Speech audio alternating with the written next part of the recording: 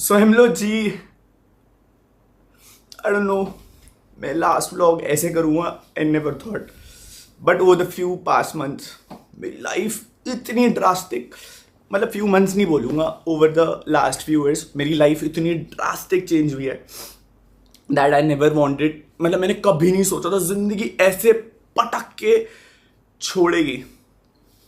मतलब ऐसा होता है कि आप अपनी ज़िंदगी में जब सबसे ज़्यादा खुशियाँ एक्सपेक्ट करते हो, कि मुझे लगा था भाई मैंने अपना सब कुछ, मेरी ज़िंदगी में खुशियाँ ही खुशियाँ ही खुशियाँ रहेंगी।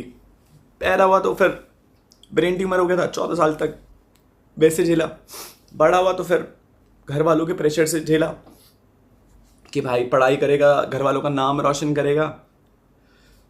स्कूल कॉलेज ट्यूशन पढ़ाना शुरू करा, कॉलेज पढ़ाना शुरू करा, एंड दैट मेहनत कर रहा था बस अपने घर वालों के लिए, because I belong from a middle class family. But जैसे जैसे कमाना शुरू करा तो घर में पैसा आया, सबकी ख्वाहिशें पूरी करी, अपनी ख्वाहिशों से पहले हमेशा चाहा कि मम्मा पापा को हमेशा खुश रखूँगा। बट आई नेवर थॉट कि at the end of the day शायद मैं ऐसी वीडियो बना रहूँगा।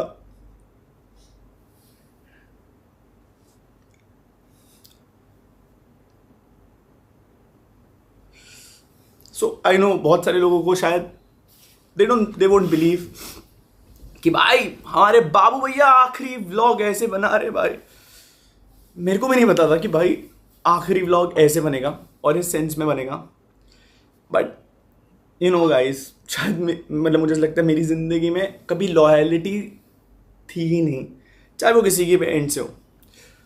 घर में कमाना शुरू करा, शायद सोशल मीडिया पे मैं आपको बताता हूँ, मैं अपनी असली सच्चाई कभी रख ही नहीं पाया, आज रख रहा हूँ। I am very happy that मैं चीज़ें जैसी है मैं वैसे बता करके ख़त्म कर रहा हूँ। सो घर वालों का प्रेशर था, स्पेशली पापा का। मतलब व्लॉग एक चीज़ बोलूँगा बस, लास्ट व्लॉग है मेरा, एंड मैं उस व्लॉग में एक चीज़ बोलूँगा कि चीज़ें जैसी दिखती है ना वैसी होती नहीं रियल लाइफ में। सो मेरे घर वालों को आपने बहुत क्रेजी देखा होगा कि ये तो बहुत सपोर्टिव है, ये है। हाँ, actually they supported me, but at the end of the day मेरी बहुत झगड़े होते थे घर पे। आई don't no because of my behaviour, या वो मुझे कभी समझ नहीं पाए। मैंने ज़िंदगी में कभी किसी से एक्चुअल सेंस में झूठ नहीं बोला। मैं कभी किसी से झूठ नहीं बोला। भाई टेंशन क्यों ले रहे हो? टेंशन मत लो, बिल्कुल भी किसी भी चीज की टेंशन मत लो भाई, नहीं छोड़ेंगे, टेंशन मत लो तुम, किसी भी चीज की टेंशन नहीं लेनी तुमने, किसी को नहीं छोड़ेंगे, टेंशन ना लो, बिल्कुल भी टेंशन नहीं लेनी है ना, ये बताओ। हाँ नहीं छोड़ेंगे भाई, नहीं छोड़ेंगे, बिल्कुल भी नहीं छोड़ेंगे।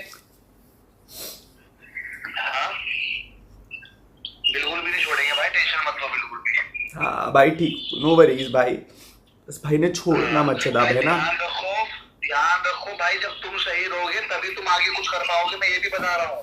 तुम सही रहोगे, तुम यहीं पे आ जाओ या इनके वहां पे चल जाओ, खुद दिन वहां पे रहो, ठीक है ना। इनकी मैं ढंग से लेनी करूंगा, टेंशन ना लो। ठीक है भाई, इनकी ढंग से लेनी करेंगे, टेंशन ना लो बिल्कुल भी। और अगर ज्यादा दिक्कत हो रही है तो चले जाना, अभी तो खैर मत जाना, कल चल जाना, अगर ज्यादा दिक्कत होगी हॉस्पिटल चल जाना। फोन करा किसी ने शराब? भाई किसी ने भी फोन नहीं उठाया। नो वरीज कोई बात नहीं, सबको रगड़ेंगे, टेंशन ना लो, टेंशन ना लो। ठीक हाँ ठीक है ना, ठीक रहो निखिल, पहले ठीक है भाई, प्रायोरिटी यही है, पहले ठीक रहोगे तभी सब कुछ करोगे। ठीक है ओके भाई, ठीक है ना, टेंशन नहीं लेना बिल्कुल भी। भाई फोन स्विच ऑफ कर देना इसके बाद, प्लीज मत उठाना किसी को भाई। आई डोंट नो, बीच में एक कॉल्स सो मैं बोल रहा था मैंने घर वालों के लिए बहुत कुछ करा है, एंड सोशल मीडिया पे जो दिखता है भाई उस पर बिलीव मत करना, क्योंकि ऑनलाइन जो दिखता है ना रियल लाइफ में बहुत अलग है, बहुत अलग। I never thought I would be making this video, so this is gonna be my last vlog, and I am gonna tell जो भी चीज़ें सच्चाई, जो भी चीज़ें मैंने over the period of like 2-3 साल में सही हैं, बहुत एक्सट्रीम, आखिरी 8 महीने तो बहुत एक्सट्रीम है, बहुत एक्सट्रीम, बता भी नहीं सकता कितना एक्सट्रीम है। सो मेरे को रितिका मिली थी फैन मतलब मेरी फ़ैन थी एंड उसने मेरे को टेक्स्ट करा था फर्स्ट टाइम इंस्टाग्राम में 4 साल तक 2-3 साल तक उसने मुझे टेक्स्ट करा। एंड उसके बाद एक दिन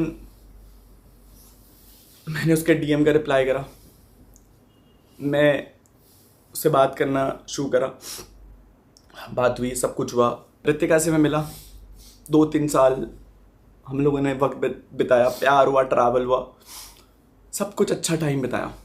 लड़ाइयाँ होती थी बीच में, बहुत सारी हुई लड़ाइयाँ, नो वरीज, बट लास्ट पे मोमेंट पे डिसाइड आके करा, मैं कहा यार ये लड़की तो कभी मेरा साथ छोड़ ही नहीं सकती, ये लड़की तो सबसे बेस्ट है मेरे लिए, इस लड़की के साथ तो मैं अपना जीवन बिता सकता हूँ। लव मैरिज करने की सोची, घर वालों को बताया, घर वाले अग्रीड नहीं थे इनिशियल पॉइंट पे कि भाई हम तेरी शादी करा देंगे, ये कर देंगे, वो कर देंगे। आई डोंट नो क्या, माँ बाप शायद कहीं ना कहीं सही भी होते हैं और कहीं ना कहीं गलत भी होते हैं।